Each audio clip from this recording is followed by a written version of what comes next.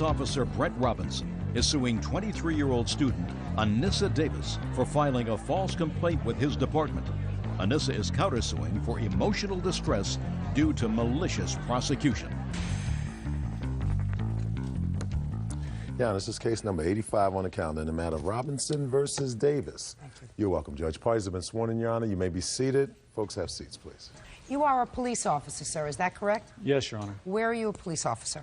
Los Angeles Police Department. How long have you been a police officer? 19 years. According to what I've read, you gave the defendant a traffic ticket, and that traffic ticket was for speeding?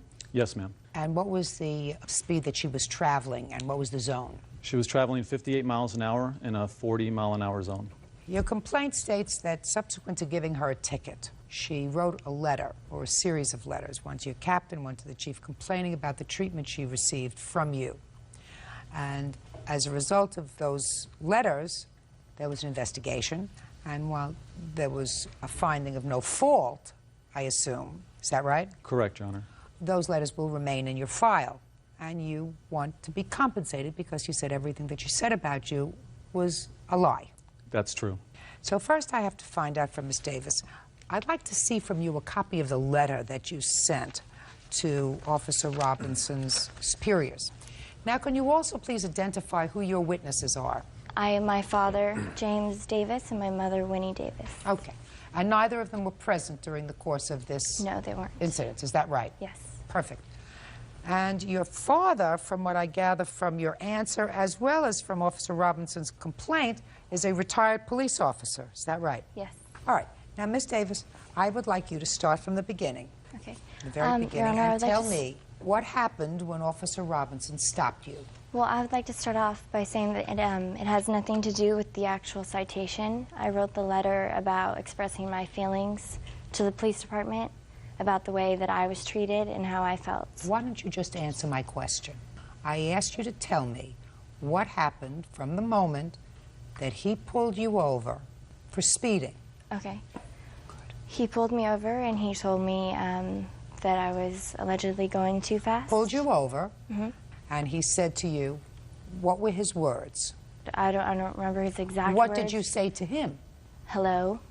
I rolled down my window. He asked for my license and registration. Did you have your license? Yes, I did. Did you have your registration? Yes, I did. Fine. So he took the license, and what did he do with it? He proceeded to tell me what he stopped me for, and he went back to his car. No, I don't want you to tell me he proceeded to tell me what he stopped me for. He said something to you. I stopped you for speeding. You were going 58 miles in a 40-hour zone. What did he say to you, Miss Davis? I'm sorry, I'm just very nervous. Well, get unnervous. Did he say to you, I'm giving you a ticket because you were speeding? Yes. Fine. And what did you say to him? I asked him if he knew my father. And what did he say to you? He said he knew exactly who my father was. You said to him, do you know who my father is? And he must have said to you, who's your father? Yes. And you said? Jim Davis. And he said, I know exactly who your father is. He said, yes, he's a retired police officer. Yes, he did. That's what he said. No, what did he say to you? Did he say, I know he's a retired police officer, or did he say, I know exactly who your father is? He's a retired police officer. I know exactly who he is. Fine. And then what did he do? He went back to his motorcycle to continue writing my ticket. And what did you do? I looked for my insurance. Did you find it? Yes. And did you, at some point, get out of the car? Yes. Was it before or after you found your insurance? Probably during. I made a phone call on my cell phone. Who did you make a phone call to? To my father. What for? Because I was nervous about the way I was being treated. So far you have been treated perfectly. Yeah, but... So far you have been treated perfectly, professionally and perfectly. So what did you call your father for? Because I wanted to ask him a question. What question did you want to ask him? About my insurance, because I had just gotten a new insurance card because my car had been broken into, so I called... Perfectly reasonable. So when you got your father on the phone, what did you say to him? I told him that I had just been stopped by a police officer for speeding, and he said, can I talk to the officer? So at that point, with the insurance in my hand, I got out of the car, and I went up to him, and I asked him if I could ask him something. And he put his hand up in my face. No, you didn't say that to him at all. Don't give me baloney. You said, my father wants to talk to you. No, I said, can my father talk to you? Can I? Right, that's exactly what you said. Can my father talk to you? Don't leave that out. And he put his hand up in your face and said what? He said, I'm not talking to you. I'm not talking to anybody. Go to your car. He didn't want to discuss anything further with me. Sounds perfectly right to me. Doesn't it sound perfectly right to you, former retired police officer Davis?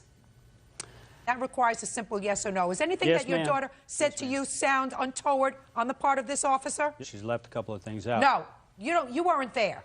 Yes, ma'am, you're correct. You weren't there. So if you were me, and you've been around the ballpark a little bit, if you were me listening to your daughter right now, would you find anything untoward in this police officer's conduct? Only the part about he didn't want to talk to her and go have a seat in the car. No. What she said was she wanted him to talk to you. And you were going to try to talk him out of giving your daughter a ticket. That's not true, Your Honor. Absolutely, positively, 100%. As I'm sitting here and he's standing there. Not anymore. Speak. Listen to me. Speak not. Otherwise, there is absolutely no reason for you to have. May I say something? Called. Say nothing, sir. Don't embarrass yourself. I won't. You will. Believe me, you will. You will embarrass yourself because that is exactly what happened. She called you on the phone and she said, I'm going to get a speeding ticket. And you said, let me speak to the guy. That's what your daughter told me. That's not correct. Well, that's what your daughter just told me. You mean she's lying? She said to me, my father said, let me talk to him. And I got out of the car holding my insurance card in my hand with the phone. And she walked over to him and said to him, my father wants to talk to you. And he put up his hand and he said, I don't want to talk to you, and I don't want to talk to your father. That's what she just told me. I didn't make that up. Judge Judy continues in a moment. You know why you called your father, and the fact that he wouldn't respond to it is to his credit. But the fact is that he did not want to continue to talk to me. He doesn't have to talk to you. You want to talk to somebody, go to a psychiatrist. Real cases, real people. Judge Judy. Police officer Brett Robinson says after giving Anissa Davis a speeding ticket, she filed a false complaint with his department. Go ahead. She left out part of the phone conversation, which I was privileged to. Where she asked me, she told me she got stopped for speeding. And I asked her, I said, did he use a radar? Did he follow you? Did he estimate your speed? What did he do? And she said, I don't know. And I said, get out of the car and ask him. She came back 2 seconds later and said, he said it was not radar. And I said, fine. And she said, would you like to talk to him? And I said, if he'll talk to me, I'll talk to him. Listen to me, sir. Those are questions that are left for a court. You know that, and I know that. The way to fight a ticket is to go to a hearing and ask just the questions that you wanted her to ask this officer when he was giving her a ticket. He is under no obligation whatsoever to provide that information. And you know that as a former police officer. Yes, ma'am. So far, he did nothing untoward. Nothing. And she had no right to write a letter. None. Now you may be seated. Now I'm going to ask you some other things. Who wrote the letter? I did. Your With Honor. whose help? With my mother and father. Right. But I wrote the letter with my thoughts and my ideas. Oh, your My thoughts and your feelings. ideas. Listen to me. I want you to understand something. I've been around the ballpark a long time. How did I know that you did not write this letter by yourself? I'm an educated college student. I don't know why Well, why I wouldn't be able to write Because this I could letter. tell that you didn't write it yourself. That's how. Come. I could tell you didn't write it yourself. It may have been your thoughts or your ideas, but the words weren't all yours. So that comes out of vindictiveness.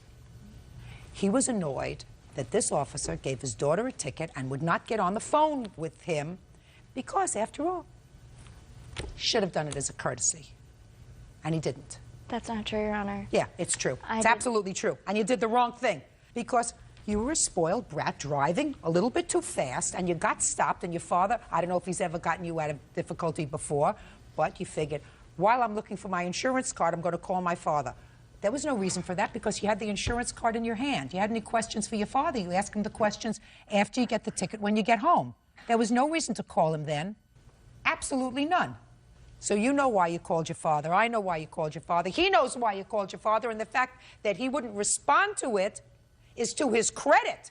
that you got no more of a favor than anybody else that he might have stopped. But the fact is that he did not want to continue to talk to me. He doesn't have to talk to you. You want to talk to somebody, go to a psychiatrist.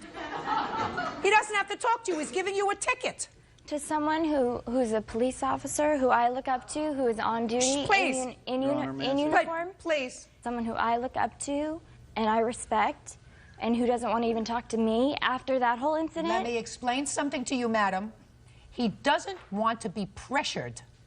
And before you got out of the car with your cell phone, with your father on the line, he said nothing untoward to you, according to you, and even according to your father. It wasn't until after you made the phone call, according to you, that he put his hand up in your face and refused to talk to you. And he doesn't have to talk to you. That's what you go to therapy for. His responsibility is to give you a ticket, to say quiet, and to say license, registration. I am giving you a ticket for speeding. I'm speaking. Now you're not so nervous anymore. You're interrupting the judge. I'm giving you a ticket for speeding. You were going 58 miles in a 40-hour zone. Here is your ticket. You can respond to it. You can plead guilty. You can plead not guilty. That's it. Other than that, he has to say diddly squat to you. So he acts totally professionally. License, registration, proof of insurance. Thank you very much. Have a seat in your car. You don't like it? You go home, you pick up the phone, you call your therapist, and you say, I had a very bad day today. I need an appointment. I need to vent for an hour. You don't write a letter to his superiors. Now, my question to you, sir, is you've been very quiet. The reason I started with her first is because what's the point in listening to you? I wanted to find out what she was complaining about. Yes, sure. Now, you're suing her for $5,000. Yes, I want to know what you're going to do with this $5,000 if you get it.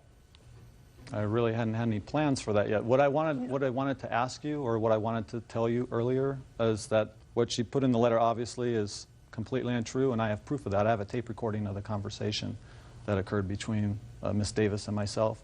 What she has told her father, what she has told you, and what she has told the station is completely untrue. Oh, I would like to hear that. You mean it's even worse? Can I respond to Well, that? Absolutely not. So what's on the tape and what you've read in the letter is night and day. Go ahead. Afternoon. I'm Officer Robinson with LAPD. Three things. The first one is I got your speed here on Wilbur with a laser at 58, speeding at 40. And then I also noticed that your left brake light is out when you step on the brakes and it's going behind you. Do you have your license with you?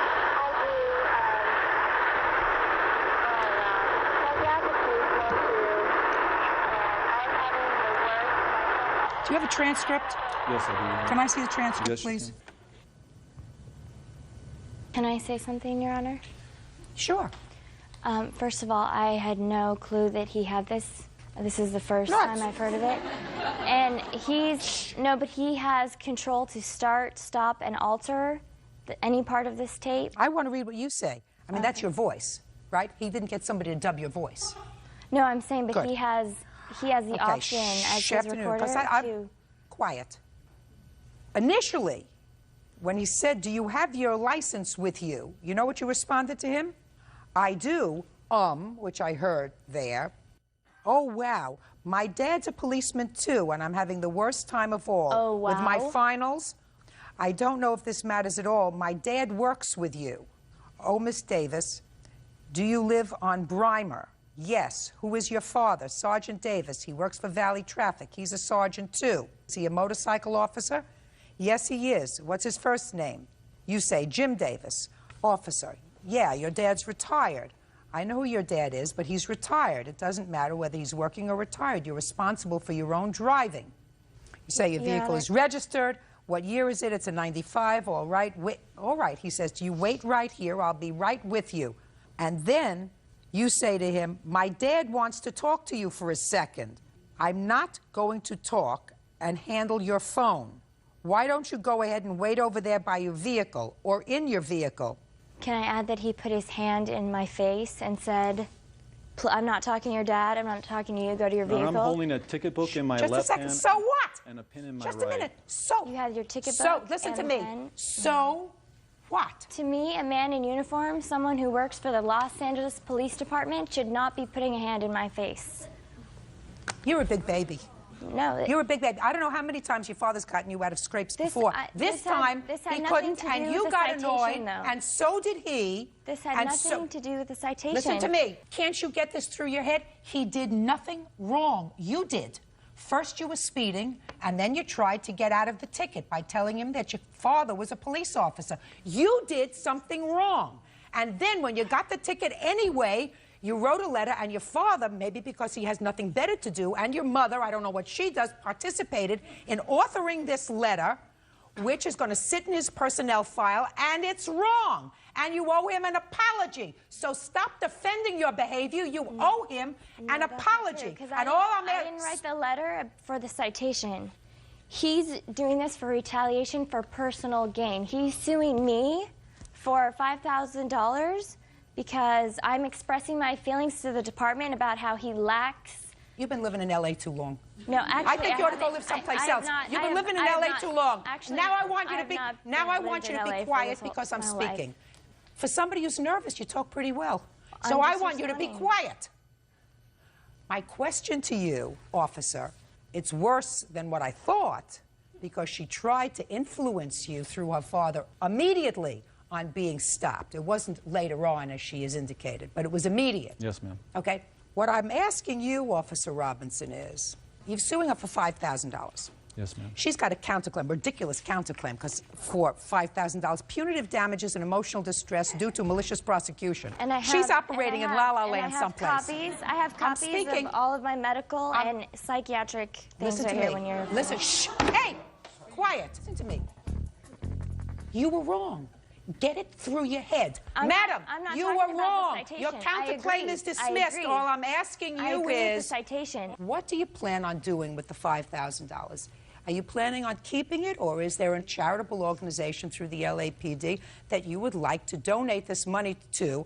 If I give you the money, now that I've told her she is, whether she gets it or not, 150% out of line. She had no right to write the letter. He had no right to participate in writing the letter. He should have asked the same questions I did. He should have known that his daughter did the wrong thing by bringing up his name when she got stopped for a ticket. Maybe her mother doesn't understand enough to tell her that she did the wrong thing, to encourage this kind of irresponsible behavior. But I'm going to ask you, what do you want to do with the money? Well, I think I would like to donate to the Police Memorial Foundation. That sounds just fine. I'm entering a judgment for $5,000. But since I believe that Ms. Davis maligned the police department as well as you, $2,500 of that will go to the LAPD Memorial Foundation, $2,500 to you. Thank you very much. That's all. Step out. Parties are excused.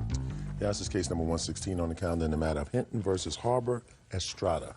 Parties have been sworn in, Judge. You may be seated. Folks have seats. How old are you, Mr. Hinton? 19. What's your first name? Sammy? Sammy, what's your last name? Harbor. Sammy used to be your girlfriend. Yes. This is her mom. Yes, ma'am. What you're complaining about is, while Sammy was your girlfriend, you claim to have loaned her some stereo equipment for her car. Yes. And you want it back. Yes. Sammy says you didn't loan her anything. You made her a gift of the stereo equipment for her car. And in addition, that you've been making a real pest of yourself, harassing her. You broke into her car, took back a piece of the equipment that you claim to have loaned her, an amplifier. Is that right, Sammy? Yes. Is that right, Mr. Hinton? No. Did you take back an amplifier? No, Your Honor. Who did? Anybody you know? I've never heard nothing about it. Mr. Hinton, let's not play with each other. Do you have the amplifier back? No, Your Honor. They also say that you broke into the house, It's not correct. killed her goldfish, calling, sending emails, making a general pest of yourself. And they're countersuing. So tell me how it came about that you gave her this stereo equipment. Well, we broke up May of 2002.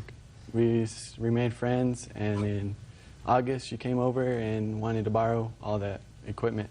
We were still friends, and I had plenty of it, so I let her borrow it. And she wanted to borrow the amplifier. Tell me what she said to you. She said, "Can I borrow it?"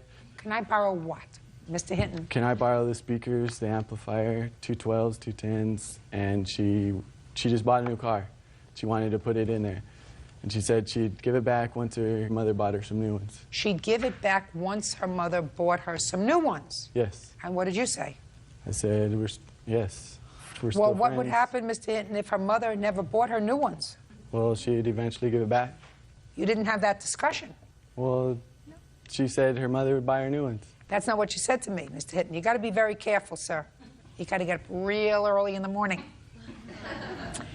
If I believed what you say, she said, can I borrow yours or can I have yours until my mother buys me my own? She said, can I borrow yours until my mother buys me some more? Right. Okay, let's say she said that to you. And... Shh, listen to me. Let's say she said that to you. All right. Let me explain a contract to you, Mr. Hinton. Because what you're suing on is a verbal contract. A loan. A loan has to have an offer and acceptance and some possibility, an offer, which means you offered to loan her the equipment. She accepted the offer to borrow the equipment, according to you. That's not what she's going to tell me, but according to you. And then there has to be an event that's going to happen that causes the equipment to go back. Do you understand? An event like May 2nd, June 6th, on Bird's birthday, on my birthday, on your birthday, the equipment's going to go back. In your case, what you told me is she told you that the equipment would go back to you when her mother bought her new equipment. Do you understand? Yes. And my question to you is, what happens if her mother never buys her new equipment? That means you never get your equipment back. Do you understand the terms of the contract, sir? Yes, but a few months I called her back and she said she'd send it back with her mother when she came to Albuquerque. And then I waited, her mother never showed up. I called again, she gave me the same runaround. So then the third time I called, she said, if you want your stuff, come get it yourself. And she lives about 3 hours away from me. So I drive down there, I stay at a friend's house, Las Cruces, which is about 70 miles from there. Shh, don't interrupt him. Which is about 70 miles from there. And I call her in the morning before she goes to school. She says, come get it at 3:30. I said, all right. I go over there, I call her house, nobody's home. I call again after I drive around, still nobody's there. So I go to her school. You're putting me to sleep, you know that. I go to her school, and I see her car there. I'm parked out there in the parking lot, and I see her grandparents. They drive up to my car saying, what are you doing here? We don't want you here. We don't want you around Sammy Joe. I say, Sammy Joe told me to come get my stuff. I'm here to get it. Then they get me saying that I stole stuff from her, CDs, tapes from a 70-year-old woman and man. I don't think I listen to that kind of music. And then I say, can you just go ask Sammy Joe if she has my stuff so I can get out of this town? They park next to a gray car. They come back, and the gray car comes circling around me, like the guys in the car throwing their hands up, yelling, wanting to fight. The grandparents are all, look, they don't want you in this town, you better leave. I said, what did Sammy Joe say? He said, your equipment's in her boyfriend's car, and you're not getting it back. Your Honor, her boyfriend don't even have a car. So at that point, I was frustrated. I went home, and I received these emails from her, some very vulgar emails, if you'd like to read them. I would certainly like to read them. And in... Mr. Hinton, how old was Sammy when you gave her the equipment? 15. See, that's another problem you have, Mr. Hinton, because what you are suing on in court is a contract, right? Yes. Because a contract can be written or it can be verbal. You didn't have a written contract. With her, it was verbal, right? But my witness was there when she said about it. You're not paying attention to me, sir. You're paying attention to what's going on in your own head. What we're talking about here is a verbal contract, which has the same force and effect as a written contract, right? Except you have to be 18. Because a minor can't enter into a binding contract. Now read the emails.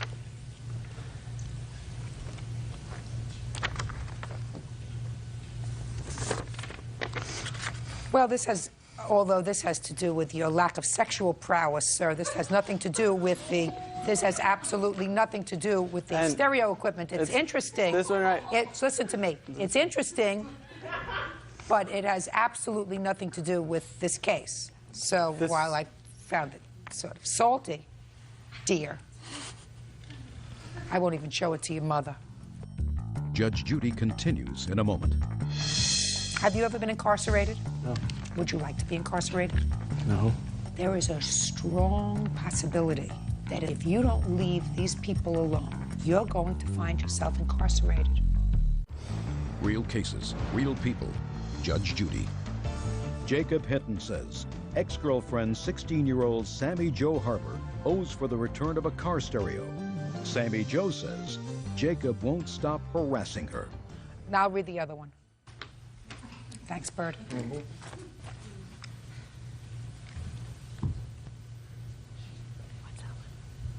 What is this? It's a letter my grandmother wrote. I'm not interested in a letter that your grandmother wrote, sir. Asking her about whether or not I let her borrow it or not. And she says, in the highlighted, she clearly writes that she's going to return it. Talk about a PlayStation here. Yeah, in her counterclaim, she says she bought the whole PlayStation, which she did not. In that, she says she did not. Get with the issue, Mr. Hinton. The issue is the stereo equipment for the car. Now, Sammy, how old are you, dear? 16. First of all, I'm going to suggest that there's a very good lesson to you. Don't put things in writing that you don't want other people to read. Do you understand? Yes, ma'am. Now, you have some emails to show me that he sent to you? Yes, I do. I'd like to see them. Are you sure? Am I sure? Yeah. Yeah. Those are from one of his friends from Albuquerque. I don't want to read emails from his friends. Well, from him and him telling this Just a girl... second. Would you return these to him? I don't have time to read a tome. If I wanted to read a good book, I would buy a good book. Get me the emails from him. There's one in the back. And don't aggravate me. My voice is going today. Thanks, Bird.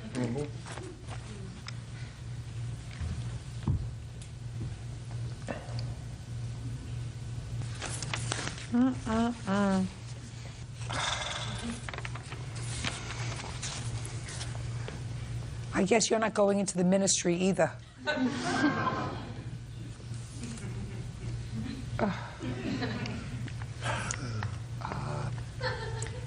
know that there are other four-letter words in the English language like love and like and... Like? And bike, right? Bike, right? Joke. Dumb. It's a four-letter word that comes to mind. Hate? Hate. No. Dumb. No. Doesn't hate. He's 19. He was 18. He was 17 when he was involved with your daughter. They have raging hormones. You know, their best friend isn't their mind. No. If you know what I mean. Not by... Both of them. I know. Both of them. Their best friend isn't their brain. Sometimes it stays that way. Hopefully not. All right, but I don't want to deal with this anymore. Mr. Hinton, you gave her the stereo equipment. Get over it. Stop crying. Stop fetching. Now, what proof do you have that he broke into your house and your harassment, the emails that you're talking about, the emails that he wrote to? Yeah. You ought to read hers. I have. Yes. Well, so stop. I don't want any fetching about the emails. I want to know what proof that you have that he broke into your house. During the time that we were together, which is approximately 2 years, he was over at my house a lot, and I have 2 dogs, and they don't let strangers into our yard and our house area. And we had just moved here, and they're not going to let anybody they don't know into our yard. And they broke into my room specifically, and he's the only one that had been in my house and knows what room. That's not proof good enough for a court. Ma'am, Unless your mother has some other proof. the neighbor across the street saw a vehicle. Be more than like happy to his. hear the neighbor. Well, this isn't the neighbor. This is the boy that was there that she was a witness to when he gave her the equipment, but... I need a witness. Okay. Not you telling me what a witness is going to tell me. Do you understand? Yes, ma'am. Now, do you have any proof? An email where he admitted stealing the CDs out of the car. That if he admitted... Go get it. So shut. Hey, if you have an email where he acknowledges that he stole property out of her car, I will read it. We didn't bring it, but we do have it. I'm sorry. Okay. If you had the email, I would read it.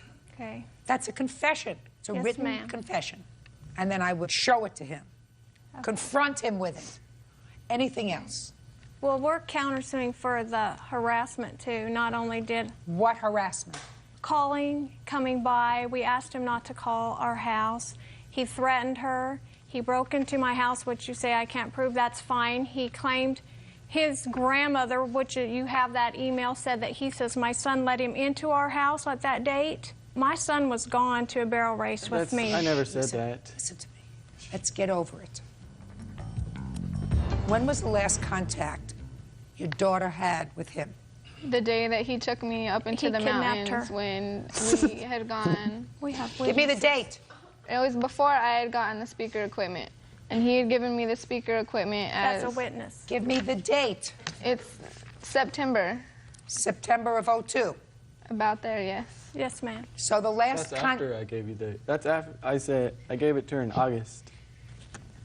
It was August or September. I'm asking you a was question. The last contact you had with him was in September of 2002? August. Except for when he came his to our grandmother. house. When was that? He came in February to... February of '03. Yes, And we ma'am. went to her house. Shh. Hey, He came in February of '03. since then, has he contacted you? He calls and hangs up. You can't prove that. Caller ID. Then I think that you should file a police report. They told me to at our local county. Well, They then that's wanted what you me ought to to do. throw him File in a police jail. report because that's aggravated harassment Yes, if he's ma'am. doing it. You have him arrested for that. Good, Yes, that's what ma'am. you ought to do. But other than that, he hasn't come around. Is that right? Since February? No, ma'am, Good. until we got Perfect. this notice. Perfect. Mr. Hinton, I want you to listen to me very carefully. Have you ever been incarcerated? No. Would you like to be incarcerated? No. There is a strong possibility, that if you don't leave these people alone, you're going to find yourself incarcerated. Now, I know that 19 sounds like, you still got years to go before you develop. But in the eyes of the law, you're a grown-up. And this kind of kid stuff is not kid stuff anymore. Calling, hanging up, having somebody else call, hang up, sending stupid emails that may not be threatening, but just put your hand down, madam. It's all stupid because it can get you into trouble. It's over with Sammy Joe. The love affair is over. She doesn't want to have any part of you anymore. The only part that she wants to have of you is the stereo equipment that you let her borrow until her mother got her new stuff. By the way, did you ever get her new stereo equipment? No, ma'am. Well, then the eventuality, even if she could make a contract, never came to pass. So I'm going to suggest that you devote your time to going to school, maybe take a business course in contracts. But leave her alone. Now, Semi, Yes. sometimes young girls, even though they don't want to have anything to do with exes anymore, like to feel as if they still have their attention. That better not be so in this case, because if you write them, call them, contact them, tell a friend you'd like to see him, whatever it is, it's not very smart. You let Mr. Hinton and his hormones grow up. You got it? Now, it's been many months since there has been contact between the two of you. The longer that goes, the better off you both are. So you have February, March, April, May, June, July. Months. It's over! You have a new girlfriend? No.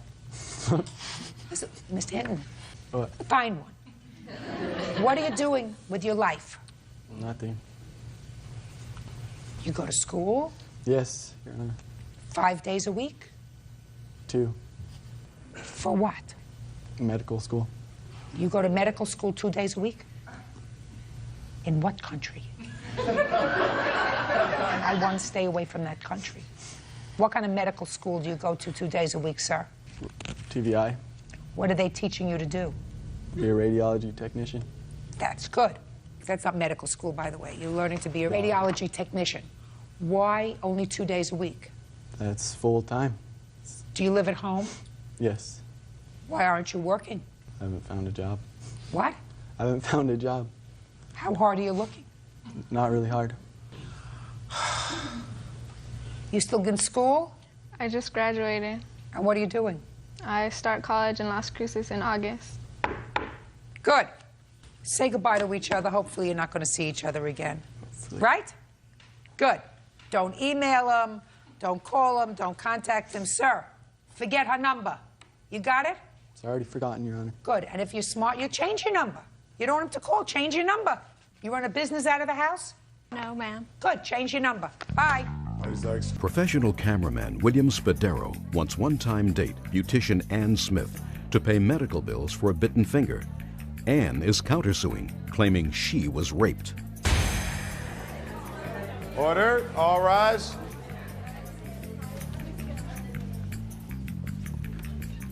Your Honor, this is case number 73 on the calendar in the matter of Spadaro versus Smith. Parties have been sworn in, Judge. You may be seated. Well, the complaint and the answer in this case that I have is rather lengthy. So let me see if I understand the gist of it. You, sir, met the defendant in a nail salon where I assume you work? Hair salon. Hair salon. And you dated a couple of times. Correct. On one of those dates, you borrowed his jacket. Is that right? Correct, but there was no dating. Where did you borrow his jacket? Where were you when you borrowed his jacket? At his house.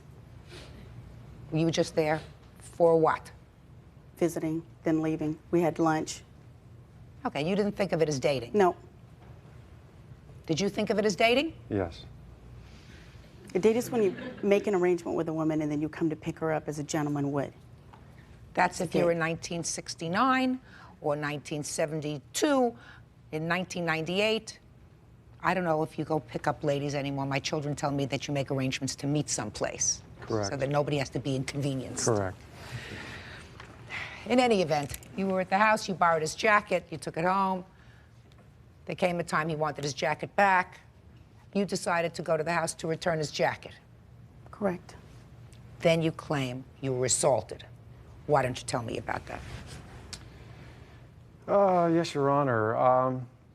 I was expecting to get the jacket back. She says, yes, I'll bring it back. So she came over to the house, and I was watching TV at the time. She says, why don't you turn off the television? So I said, well, I really like this show. And so she says, no, just turn it off. So we turned off the TV. I had a feeling she wanted to become a little more amorous. And I said, okay, because I can't remember if at that point in time she had presented the jacket. I don't think at that point in time she had. I think she said she was going to bring the jacket. She didn't have the jacket with her then.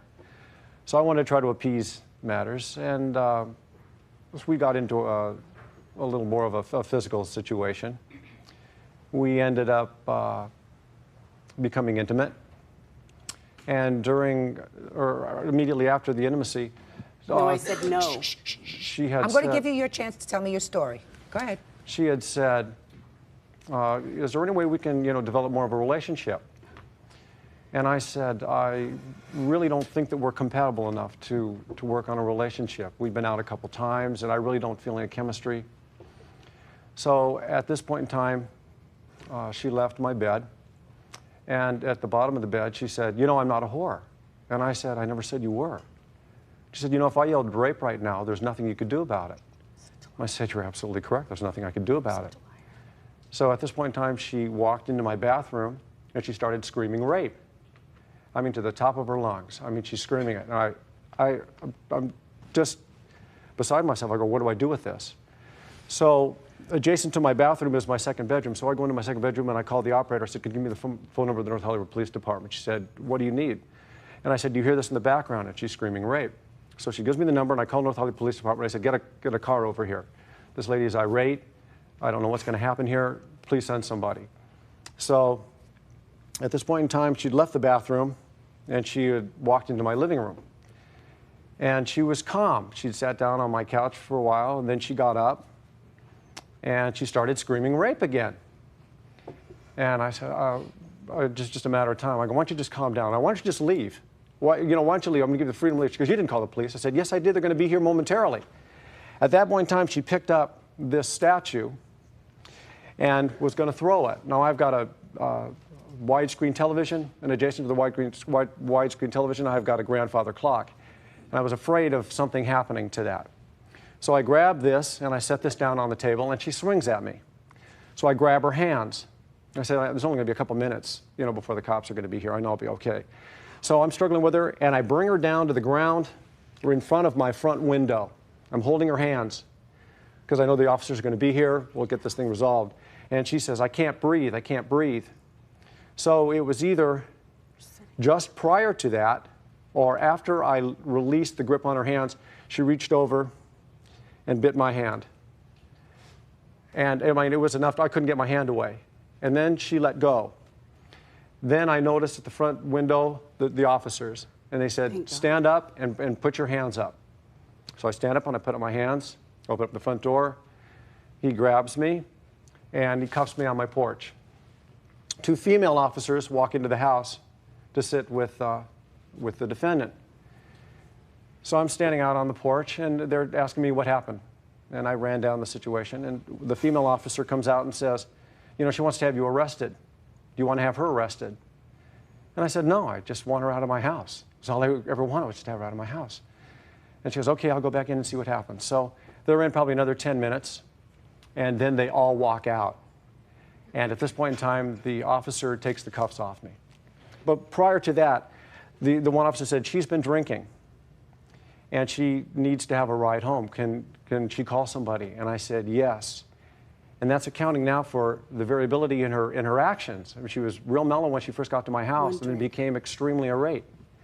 And they asked me, had you been drinking? And I said, no, I haven't had anything to drink. So she called someone to come and get her. Is that the assault, sir? Correct. The assault was when she bit you? Correct. Okay. Did you ever get your jacket back? Yes, I did. How? I called a friend of mine who's an attorney. He says, appease her. He says, call her and see if you can get your jacket back. So I call her and she starts screaming to me on the phone. She hangs up. A couple minutes later, she calls me again. She goes, were you the one that just called me? Back before that. And I said, yes. You know, I'm the one that just called you. She said, okay. She goes, so we start talking. I said, why don't we just mellow this out? Why don't you just bring me my jacket? And we'll work this out. So she did eventually. What kind of jacket was this, sir, that was worth? Little flimsy jacket. That was worth, you were making another phone call to her. It was the last jacket I had from a company that I've been with for 20 years. What do you mean? Was it a specialty jacket? Yeah. I mean, it had the logo on the back of the jacket, and I wanted that jacket. It was important. It was the very last item that I had received from that company. You were almost arrested and incarcerated, sir, because of something that she said. It would seem to me if you used your brains, you would say, I must have a picture of myself in that jacket. That's going to suffice. In any event, that's what you're talking about, the bite to your hand. Do you have medical records? Yes, Your Honor, I do. May I approach? No. Oh. Okay.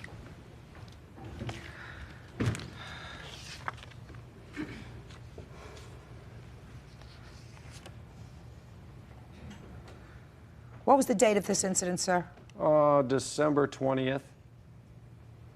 I had let a couple days go by, and I called a physician friend and said, could you take a look at my hand? It's been bleeding, and it's getting enlarged. Bit it yourself. Shh. And he says, where were you bit? And I said, on my hand. He Don't said, tell me what your friend said. Okay, I want you to get to emergency. All right, so you got to emergency. I see, 6 days later. He said I could lose my hand. That's why I went down. I'm not interested in what he told you. That's hearsay. Physician. So? That's you have a bill. That's important. Correct. The bill is important. What somebody said to you outside of court is not relevant and inadmissible. Judge Judy will continue in a moment. Then you have to think with what's up here, not what's down here. You don't have to go. I understand. And you say, thank you very much for my jacket. Goodbye. Real cases, real people. Judge Judy. 40-year-old cameraman William Spadero is suing for medical bills, claiming 37-year-old Ann Smith bit him. Ann says he forced himself on her, and she was defending herself. Now, Miss Smith, he's told me his story. Why don't you tell me your version of it? I went over to return his jacket December the 20th. Must have been approximately 8:30. And when I went in, I don't remember if he was watching TV or not, but he immediately stood up to be friendly and cordial to me. And he had the fireplace going, and we started talking. I don't remember whether he turned off the television or not. The point was that we ended up getting a little bit friendlier than we should have, and then I said no. And he went ahead. What do you mean he got? When I, you know, being intimate, hugging and kissing or whatever. And then I said, no, I don't want to have sex with you. And he decided that he was so excited he would just do it anyway. And after he was done, I said, you know, you didn't use a condom, you didn't anything. And so And I was in tears. I started crying. And then he says, no, this is it. This is it. You have to leave right now. Immediately, you have to leave. And I said, I want to go to the restroom and I want to clean myself because, I could be pregnant or anything. I want to go to the bathroom and I want to clean myself up so I can leave as a dignified woman. And he said, no, you're not. You're leaving right now. He grabbed my shoulder as I went into the bathroom, very firmly placing it on my shoulder and trying to pull me out of his bathroom, treating me as though, I was, some kind of dog. Just throw me right out. Do whatever you want and throw me right out. Then he goes to the back room. He says, no, you're leaving right now. And he goes back and he picks up the telephone. And I don't know who he was calling, but he said he's calling the police. And I thought, how could he do this? I mean, how could he do something like this to a woman? Then now he's going to call the police on her after he's done that to her? So I started screaming rape. Because when a woman says no, that means no. Just a second. So what you're telling me is that you didn't start to yell rape until after he got on the phone. He called the police. Until after he got on the phone. Well, what were you yelling rape for? Well, because he's playing games with me. He won't let me clean up so that I can leave his house, and yet he wants to call the police on me. But I don't understand. It doesn't make sense. No, what you did doesn't make sense. First of all, I read your answer. Your answer said you were on your way out for an evening with your boyfriend, and you decided to go over that evening beforehand and return his jacket. Yes. And that was about 8:30. Right. And what time are you supposed to meet your boyfriend? 10:30. So you left yourself 2 hours. Right. And you got there, and according to you... Because we were friends, somewhat. Excuse me. According to you, there was some hugging, some kissing, some fondling, some whatever. Right? I mean, you're there to return a jacket. Right. At this point, I don't hear anything about no rape, anything else. What bothered me about your response here... But I said no. What bothered me, that's what you say now. What bothered me about the response and and what you say to me now is that I can understand that if that's what happened to you, going into the bathroom and starting to scream rape so that you can get help or trying to get out as soon as you can, that I absolutely understand. He was trying to... But you just told me that you were angry because he wouldn't let you go into the bathroom and clean up. He wouldn't even let me clean myself up after he did that to me. Something doesn't sound right, Miss Smith. It just doesn't make sense to me. The conversation that he says that took place... Pay careful attention to my question. The conversation about possible future relationship you say never took place when you were lying in bed, that conversation... We weren't lying in bed together. It wasn't like that. It wasn't, it wasn't like that. We weren't laying there having some torrid affair. It wasn't like that. How did you get in from, how many rooms do you have, His sir? bed stands up about this high. What? We're leaning. 2 bedrooms. You have 2 bedrooms. Correct. So you came in, fireplace. Where's the fireplace? In the living room. In the living room. All right. Would you explain to me how you got from the living room into the bedroom? We walked in there together. What did you think you were going into the bedroom for? He was showing me something on the wall. He has pictures on the wall. He has certificates on the wall. So you were, now where were you, just a sec, hey. You're making this up as you're going along. No, I'm not making this up. Sure you are. Sure you are. I mean, nothing is worse than a woman being sexually abused. A woman says no, it's no. That's right. Woman says no, it's no. But I'm not convinced, madam, that you're telling me the truth. Because if you're going in to return somebody's jacket, you return the jacket, here's your jacket, I'm going to meet my boyfriend. You end up in the bedroom looking at etchings, right? Then you have a problem. Then I begin to question everything that you're telling me because even according to you, you ended up in the bedroom. Where were you doing the hugging and kissing and smooching? In the living room. And then right in the middle of the hugging and kissing and smooching, he said, I'd like to show you my etchings in the bedroom. It's time to slow down. Just a second. You know? Then he said, I want to show you my etchings in the bedroom. And so you decided to go. Were you dressed or undressed when you went into the bedroom? Dressed. Fully dressed? Mostly dressed. Oh, give me a break. Judge Judy will continue in a moment. What you're telling me is you wanted to leave? I wanted to leave. She didn't want to leave. Closed captioning, sponsored in part by Real Cases, Real People, Judge Judy. William Spadero says Ann Smith bit him. She says she was raped. You spoke to the district attorney in this case. Is that right? Yes, I did. And did you indicate to them that you wish to press charges in this case? I decided to drop it. Any particular reason? Yeah, I'm not going to go through 2 years of court fighting over something like this. May I add something, Your Honor? Yeah. The district attorney told me she had no Don't case. tell me what the district attorney said. That's hearsay. Okay. Because, is it Spadaro? Spadaro, correct. Mr. Spadaro, you don't get any awards for gallantry, sir. Because according to your complaint, which I read, and quite frankly, as a woman, I wasn't too thrilled with, you said you really weren't interested in a relationship with this lady even before she came to return your jacket. But as long as she was there, you gave it a shot. Mm-hmm. That's what it sounded. It's not what you said, but that's pretty much what I read between the lines, right? Correct. And then you gave it a shot, and assuming that everything you're telling me is accurate, that you are lying in bed and she says to you, listen, we're going to be going out or we're going to have a relationship. And at that moment, you decide to tell her, I don't think we're compatible. That doesn't sit too well with a woman. I told her prior to that. Well, if you told her prior to that, sir, then you have to think with what's up here, not what's down here. You don't have to go. I understand. And you say, thank you very much for my jacket. Goodbye. She didn't bring the jacket at that time. Then you say, go get my jacket and come back when you have it. Do you understand, Mr. Spadaro? Correct. Instead of saying, well, I have nothing to do between the hours of 8:30 and 9:30, so, either I can have a bite to eat or I can, bed down Miss Smith. Not smart, not nice, not chivalrous, In any event, you can't bite him, Miss Smith. And you did bite him. On top of me. And you did bite him, You didn't madam. let me finish telling you. He was on top of you and what? After he'd finished calling the police, Uh-huh. that's when he grabbed me and he said, you're not going anywhere. You're crazy. I'm going to make sure that they take and put you away.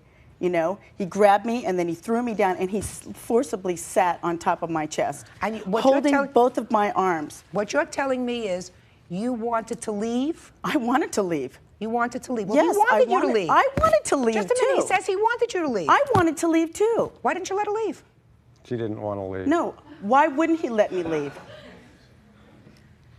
Did you go to the hospital that day? I went home. My pops came back with me to get my car, and I stayed in bed for a whole week. This ruined my Christmas. My daughter didn't get a Christmas. I ended up taking psychotherapy for all this. I have the bills right here. You have your therapy bills from before this incident? No, I didn't take therapy before this. Well, in any event, whether you did or whether you didn't, I'm telling you that I doubt the veracity of your story. And that's what I'm here to do. Your story doesn't make sense. It's not common sense. It's not what happened that day. It doesn't make sense to me either. Well, it doesn't make sense for a woman to go over to somebody's house on their way to meet their boyfriend and to end up half naked, walking into their bedroom, looking at etchings, right? That doesn't make sense to me. This is not a joke. I don't think it's a joke. That doesn't make sense to me, madam. That's what you want me to believe. You want me to believe that you were there merely to return his jacket as a friend. Right? That's what Actually, I'm not here to have a good time. Okay. I'm not. Judge Judy is ready to rule.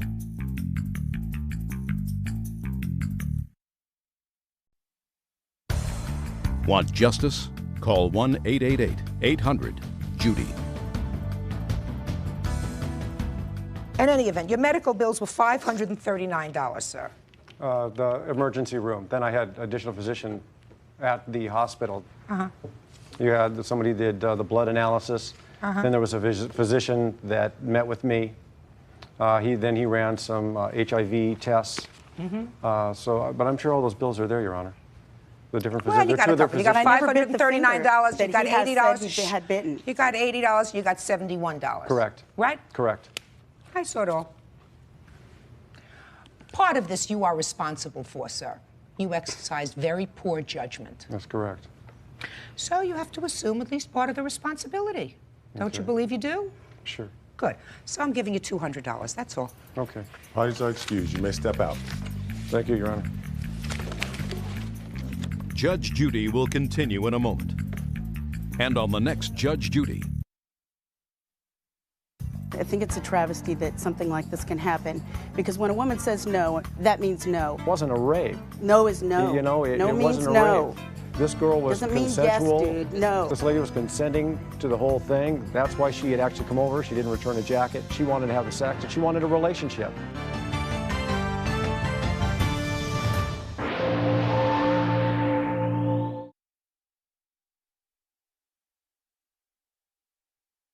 Year-old police officer Peter Harris is suing 57-year-old Nick Ice for filing a false police brutality complaint after Nick was arrested for assault. Order. All rise. Your Honor, this is case number 96 on the calendar in the matter of Harris versus Ice. Thank you. Parties have been sworn in. Judge, you may be seated. Mr. Harris, you are a police officer. Yes, ma'am. Where is that? I work for the city of Los Angeles. According to your complaint, you were in the performance of your duty, working one evening, responded to a call, and arrested the defendant. Yes, ma'am. And subsequent to that arrest, which you say was relatively routine, with the exception of the fact that the defendant resisted arrest. Correct. There was a minor altercation. But subsequent to that arrest, he lodged a complaint against you, Correct. which caused a police investigation, internal affairs investigation. And tell me why you want to be compensated. Because his complaint against me was absolutely false. He had said that I had struck him in the knee with a baton after he was handcuffed. He not only made this complaint with the police department, he sent a 2-page letter to City Councilman Joel Walk's office, which is what started the whole affair and the whole investigation. He was then later brought in to the police station by my supervisors, was advised that and signed a complaint advisory form which states that he understands that making a false allegation against a police officer, he may be arrested and have charges filed against him under 148.6 of the California Penal Code. You do not deny hitting him on the knee. Oh, ma'am, I did not hit him on the knee at all. You did not? No, ma'am, he was never struck. He was taken to the ground, but he was never struck. Okay. And that was before he had handcuffs put on him? Correct. And the reason he was taken to the ground is because he resisted being cuffed? Correct. Can I see his complaint, please?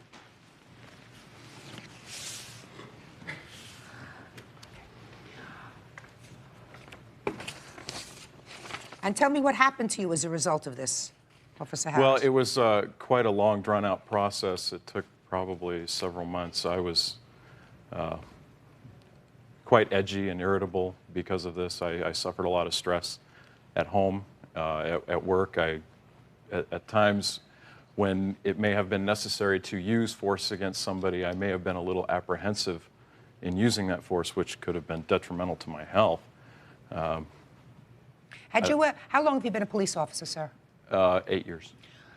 How many complaints have been filed against you in that 8-year period? Civilian complaints? Civilian complaints. One. One This other one? than one other than One this other one. than this one? Yes, ma'am. And how long ago was that? 1991, ma'am. And what was the outcome of that investigation? I was found not guilty on all charges except for one, which was neglect of duty because I failed to properly document an incident. And how many arrests have you made in 8 years? Hundreds.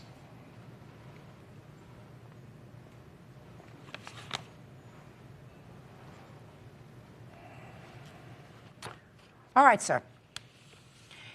You were in a bar, you were playing pool. Listen to me carefully. Yes, Your Honor. You were in a bar playing pool.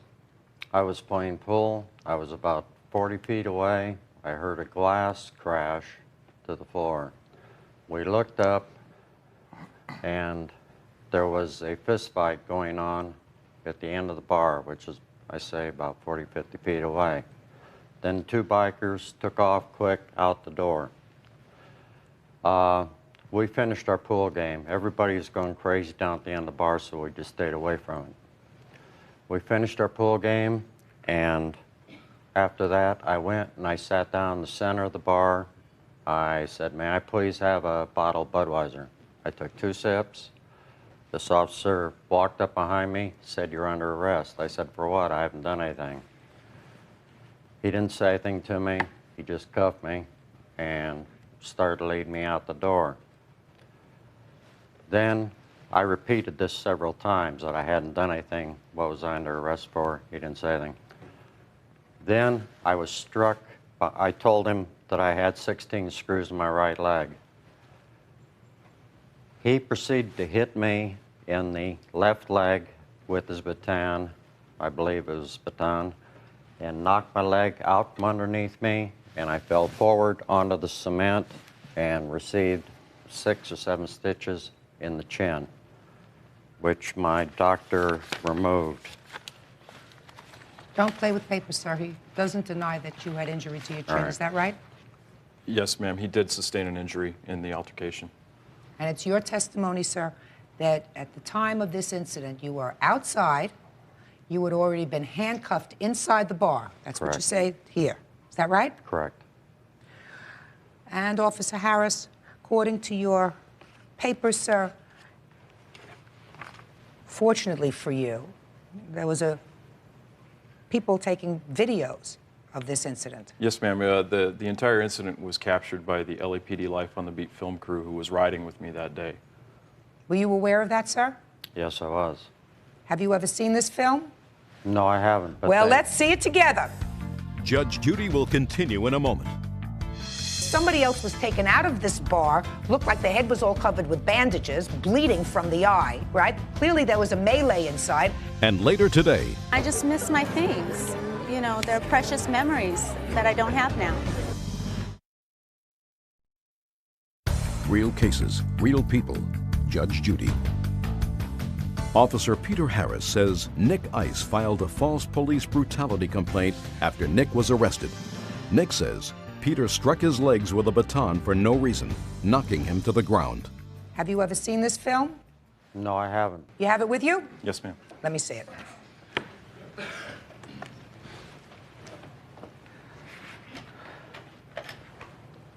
Hang on.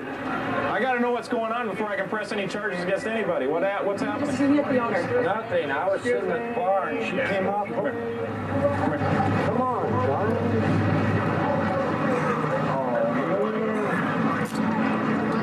I put my hand up to protect myself. The one turn for sunglasses. Turn your wrist down. Turn your wrist around now. After repeated requests for compliance, the officers must use force in order to apply the handcuffs. Hell, I'm not trying to do anything. For God's sake. What's the matter? Do you have any ID on you? You guys want to look at him, please? For God's sakes. I was standing there, mind my own business. Well, first of all, Mr. Rice, I have the following comments to you, sir. From the sound of your voice on that tape, you had had more than just a few sips of beer that evening. I hadn't had anything to drink before I came in, Your Honor, and I played 3 games of pool. That's first. That is my impression of your slurred words. Second of all, you were clearly not handcuffed until you got outside. That's what that showed. I made a mistake on that.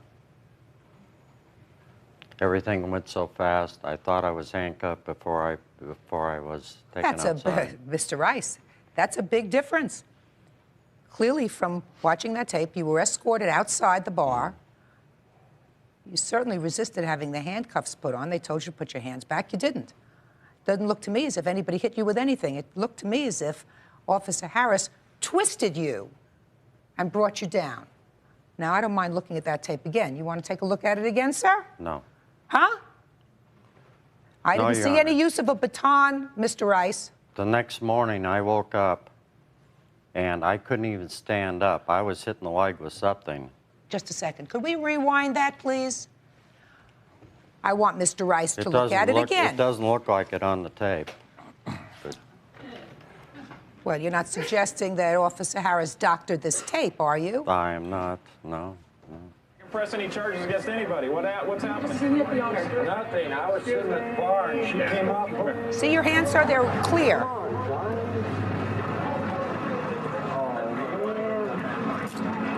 See, he's handcuffing you now. Protect myself. The one turn. This looks like some fight.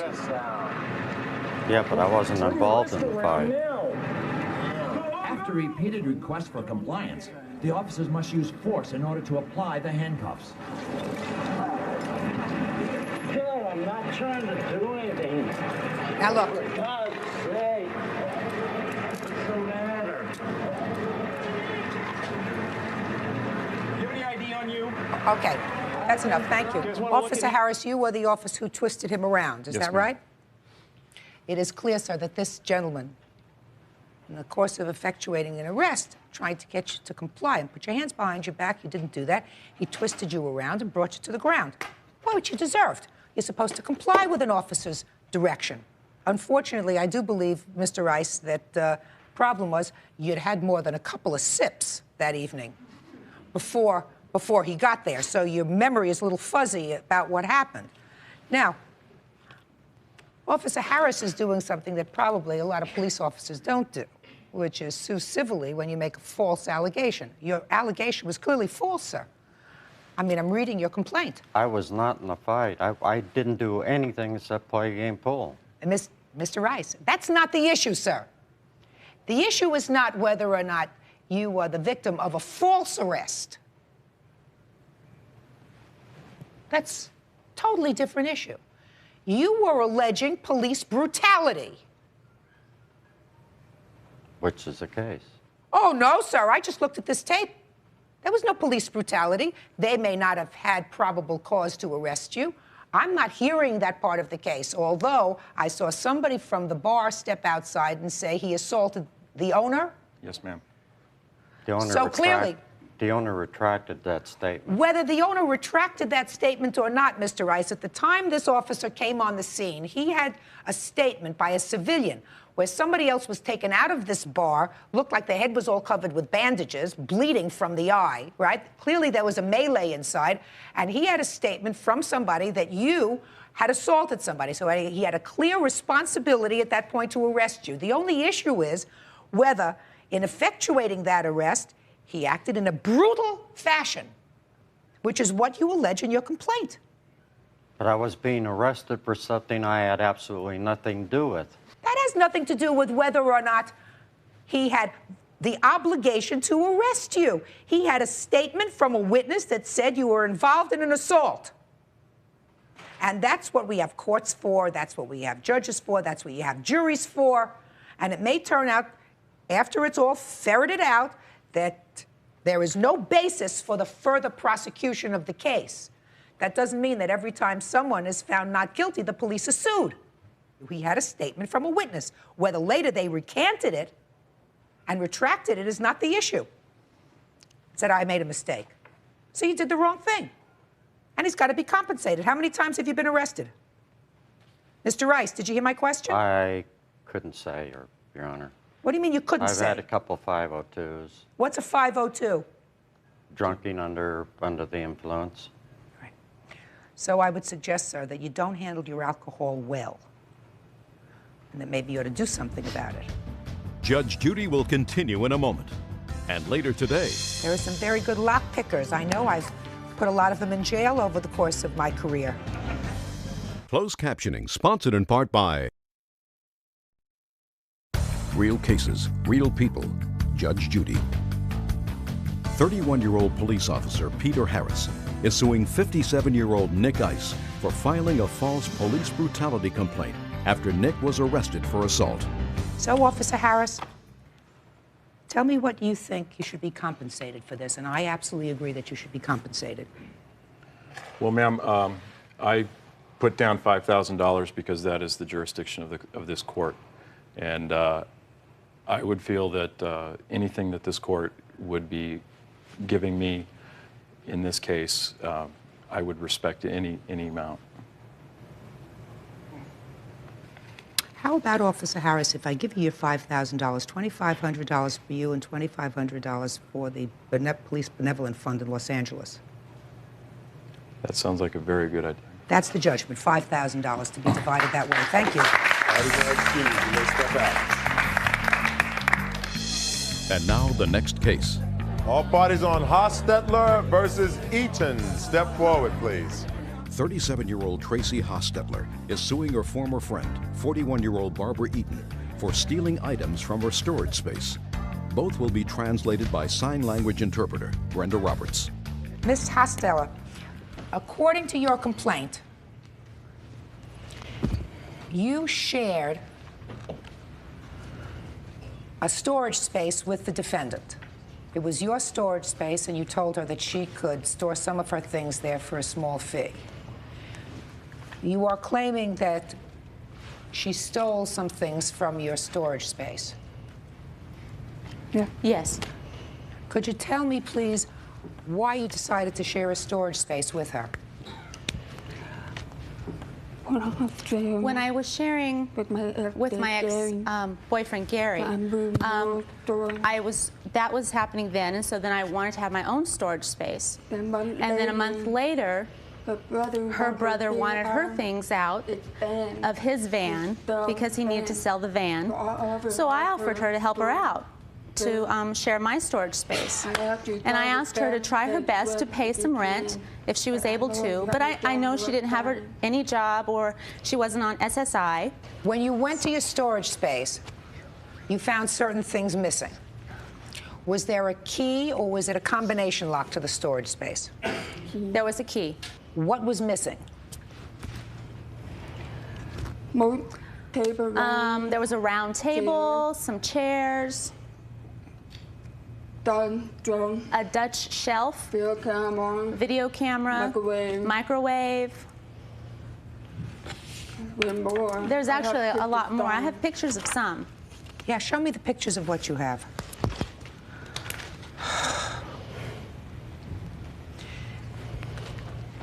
Did you confront the defendant about taking the property from your storage space? Yes, I did. I asked if she had stolen them, and she denied it. And I do believe that she stole it because Sunday I checked my things and they were there. 2 days later, I called her to move her stuff out because my things were way in the back. And 2 days later, it was missing. Did you take any of her things? No, I did not. Do you know who did take her things? No, I do not. In fact, I had a few things of mine missing, which I don't know what all I have missing, just a few things that I know of just offhand. But like what? It was just old, a few old mirrors. I had big wall mirrors, and I had a butcher block knife set, and a couple of Budweiser beer mugs that were collectors. Mm-hmm. When you found your things were missing, you asked to look in the new storage space that she had rented, according to this. Is that right? Yes. And none of your things were there. Is that right? No, no. I believe it's in another place. I don't know. Judge Judy is ready to rule.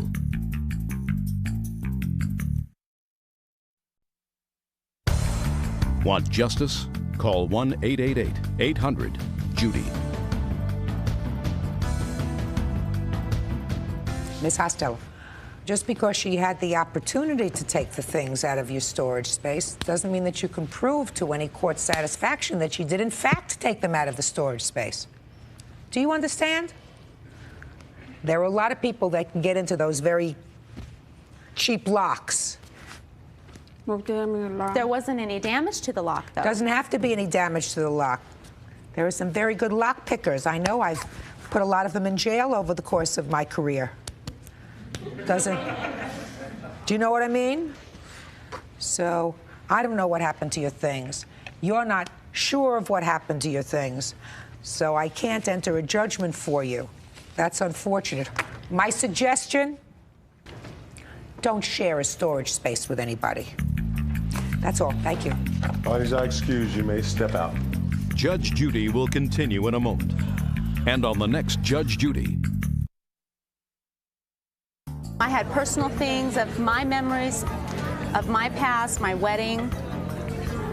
And I just miss my things. You know, they're precious memories that I don't have now. Well, I'm sorry that she, feels that I took it, and I mean, I just hope that she can understand eventually in time that I don't have it.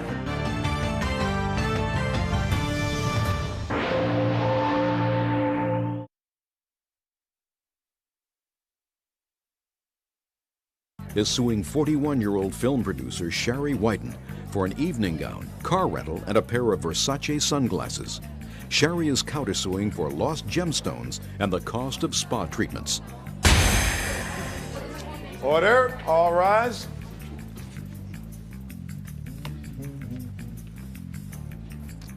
Your Honor, this is case number 47 on the calendar in the matter of Cole versus Wyden. Parties have been sworn in, Judge. You may be seated, sir.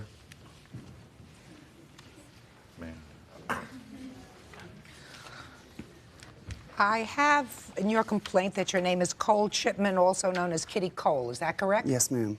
According to your complaint, you met the defendant in Aspen, Colorado, and shortly after that meeting, things happened as a result of which she owes you money and has retained some property. I have your counterclaim indicating that they owe this gentleman and this gentleman owe you money. Is that correct? That's correct. So why don't you tell me about that, Mr. Cole? I met Sherry in Aspen. She came to Los Angeles shortly thereafter to see me. She came for 3 days. It ended up being 10 days. She had just moved to Scottsdale, so she asked my friend Danielle and I to go to Scottsdale like about 2 weeks later for an open house that she was having and to help her with her party. She was recently divorced, very upset, didn't know anybody, the whole bit. She offered to take us to Scottsdale, pay for our trip there. Just before we left to go to Scottsdale, she asked if we could please rent a car because her new car had just blown up, apparently, and she was renting a limousine. And the limousine was too expensive, so if we would just rent a car, she'd reimburse us. So that's $350 for that. You were staying at her house? Yes, as she requested. We helped her with the party. We did the party. Then after the party, What do you mean you did the party? Are you in the entertainment business? A little bit. What do you mean a little bit? A little bit meaning I'm a fundraiser. I do fundraiser for various AIDS charities as the character Kitty Cole. I ran for mayor 2 years ago of Palm Springs as a fundraiser for AIDS Is that charities. how you earn a living? No. Well, what were you doing? I mean, quite frankly, the two of you don't look as if this would be a match made in heaven. I mean, it doesn't look like the kind of friendship that I would envision as resulting in a meeting at Aspen, quite frankly. I mean, what did you have in common with this lady? We were company for a recent divorcee, I guess. Okay. Okay. I used to live in Aspen, and that was her first year there. So let me ask you this question. Yes, ma'am. When you met her, were you outfitted as a man or a woman? I was outfitted as a man. And when you came to visit her and stayed in her house? She asked us to dress up in drag and go out with her because she had remembered Kitty Cole from when I ran for mayor. But other than dressing up and going out with her, when you were hanging around the house, were you dressed as a man or a woman? As a man. Okay. So when you came to court today, you decided to put on the lame. Well, I had to show you why the other part of the case was relevant. This is other part of the case. Well, the other part of the case, you said, had to do, in addition to the $300, there's something about tickets that she promised to get you for an AIDS function. Right. And that she reneged on getting you those tickets, and you laid out money for a dress. Right. Is that the other part of the Yes, ma'am. lawsuit? Yes, ma'am. I'm unimpressed with that, but you can tell me about it. Well, it's just because the Kitty Cole character goes to all the fundraisers and stuff like that as just sort of a celebrity personality, whatever you want to call it. I help as many AIDS charities as I can. So in order to go to all these events, as I cannot always afford $1,000 a week tickets or $500 a week tickets, I get people to donate money to the charity. In return, I either get a ticket from the charity or they give me a ticket. Okay. So she promised she'd get you 2 tickets, and then she said, I'm not giving you the tickets. Correct. So why does she owe you money for that? She owes me money because she said, I'll get you the 2 tickets, now you have to go get something to wear to the event, and I want you to go as Kitty. and so go have something ready to wear to the event. So we... That doesn't necessarily mean you go out and shop, get something new. Didn't you folks have anything in your closet that you could have worn? Well, one of the things about Kitty is that I've never worn the same thing twice. Listen, give me a break, will you please? All right, what else does she owe you? She owes for the rental car. She has a pair. When we were at her house, we accidentally left a pair of important sunglasses to me. Important. You said important. First you said they were Versace. She said she took them to the local Versace and they were $5 glasses that looked like Versace. It says made in China on the side. Well, where are the glasses? Actually, they're in my purse. Could I see them, please? Absolutely. Just a second. Stop everything. I got to see the glasses.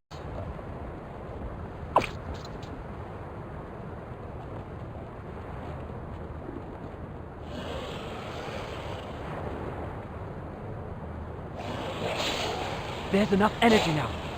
Find the right opportunity and unleash your skill. Yes? Prepare for a chill. Excellent! But these monsters won't stop coming. We need more shields. I have a shield. What's a brave young blacksmith?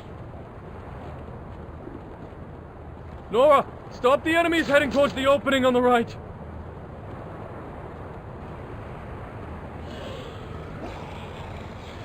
There!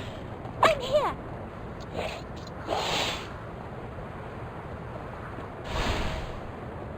Prepare for a chill.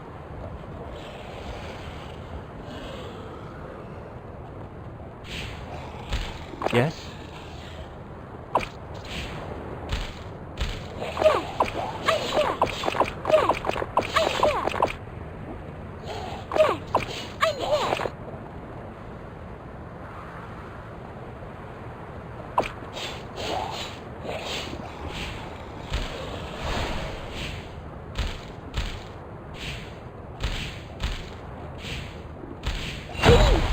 Stay back!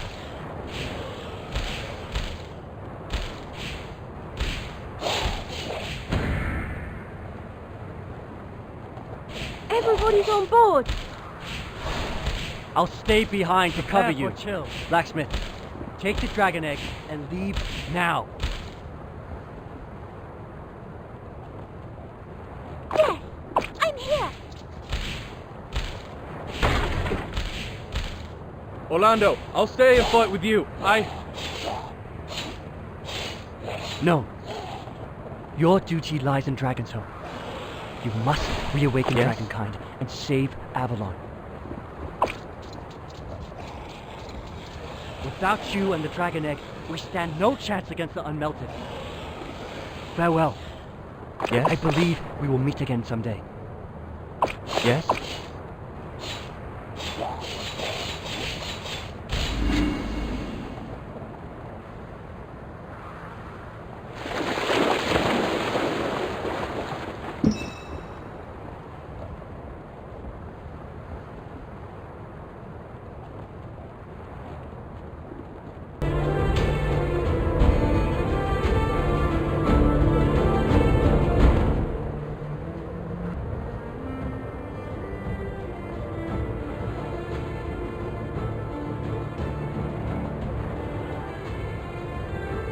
Is this dragons I heard? Come, let's clear this.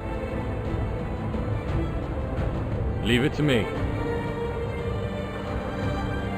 Done. Leave it to me. Done.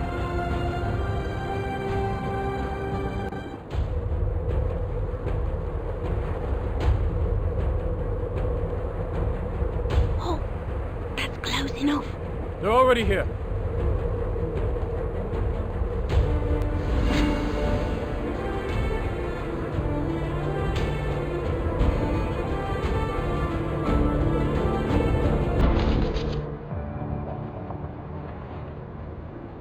Lorda, blacksmith?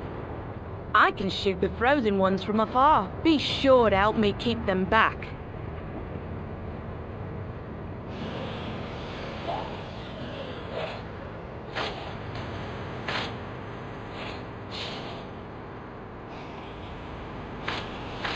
This spot's good. I can shoot from the high ground. Oh no! What is that thing? Spotford. I can shoot from the high ground.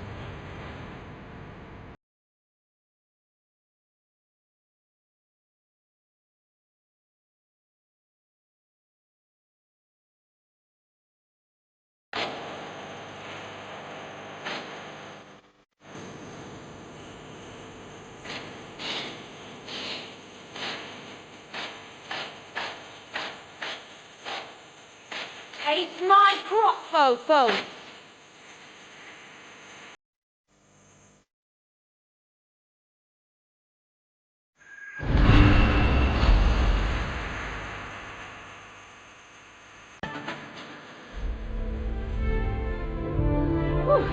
That was close. Actually, Thank you.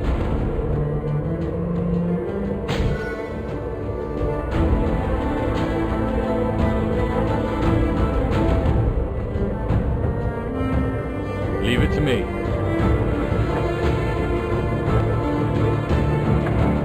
Done.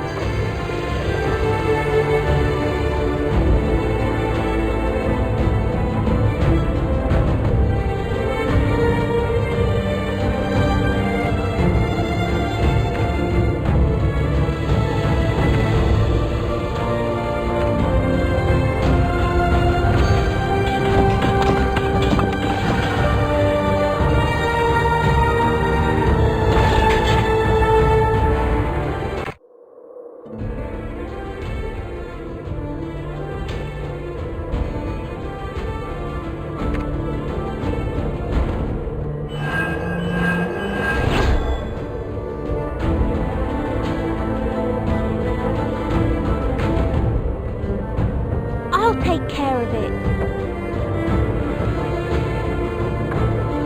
All done.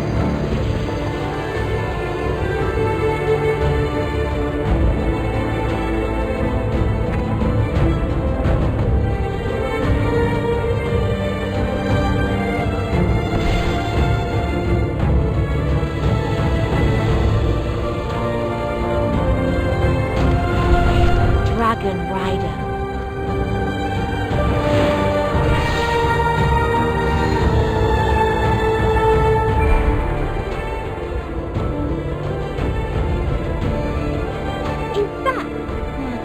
Sir, I think you're mistaken. Still, I'll